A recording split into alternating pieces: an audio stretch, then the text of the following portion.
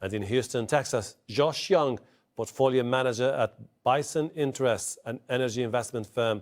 Welcome to you all. Josh, Saudi Arabia was widely known for having this ability to cushion against any oil price spikes because of the spare crude production of about 2.4 million barrels per day they can pump. Is that something that should be reconsidered now with this unprecedented attack at the heart of Saudi Arabia? Yeah, I think that's a great question. I think actually if you look at what was priced into oil on Friday versus what may get priced in on Monday, there was actually some concern that there might have been additional barrels coming online from the Middle East, particularly from Iran. And so that seems less likely right now. And then, like you're saying, the risk of Saudi Arabia more fully supplying the market, again, from an oil price perspective, that could be perceived as a risk, that is reduced, obviously. There are different reports saying that production could come back online anywhere from 2 days to 2 weeks, to other reports are saying much longer than that.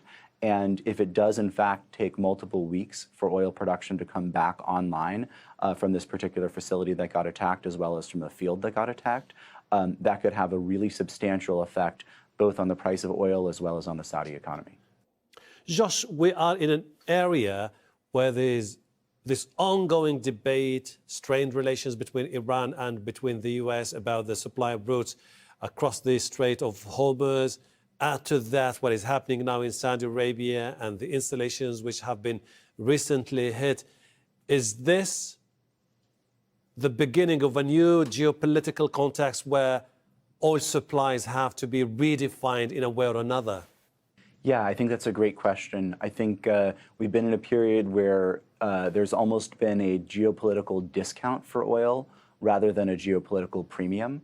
And that has seemed inappropriate to me and has driven me to be long oil equities because they are particularly mispriced. But yeah, I think it's one of these strange things where oil had done so poorly and been so oversupplied for so long that quantitative analysts, quantitative funds have just been shorting any rally in oil from a price perspective. And from a size perspective, the paper barrels available on Wall Street and across CTAs and other quantitative trading platforms are much larger than the fundamental barrels that are produced and sold on a daily basis. And that, I think, has kept this discount longer and made it larger than it should be. And I think we're in the process, and we may see a revaluation starting on Monday of geopolitical discount going to geopolitical premium.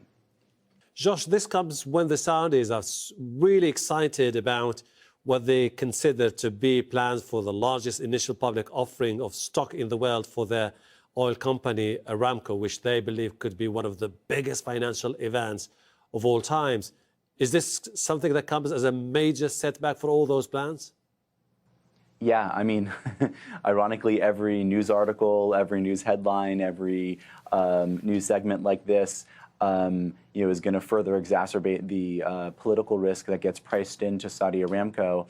I think a way to think about it is for every dollar per barrel that oil goes up on Sunday night from a U.S. perspective, or Monday morning, that should translate into a multi-dollar per barrel discount in the valuation for Saudi Aramco relative to what it might have been a couple weeks ago prior to this kind of further physical and geopolitical risk getting priced in.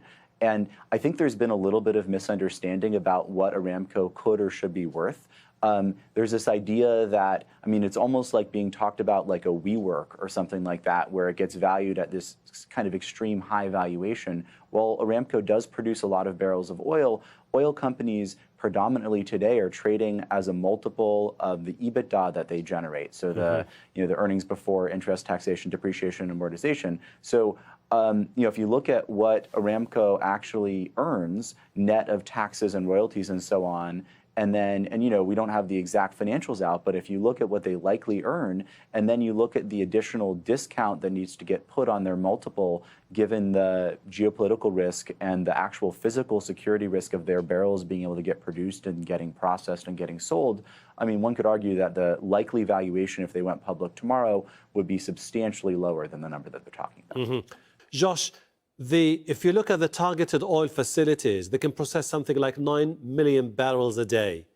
And the production that was cut off because of the attack is estimated at something like 5.7 million barrels a day, talking about over half of the nation's overall daily output.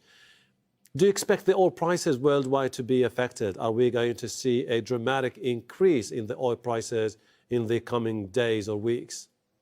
Yeah, that's a great question. The estimates that I've seen have been anywhere from a 5 to 15% potential gap up in oil prices from the closing price on Friday to the opening price on Monday. My personal view is that actually the more interesting place to look isn't going to be in the spot price for physical crude, and it's not going to be the NYMEX spot price. It's going to be the combination of the forward curve. So what does oil look like 3 months out, a year out? And then also, what do valuations do of U.S. and Canadian shale producers?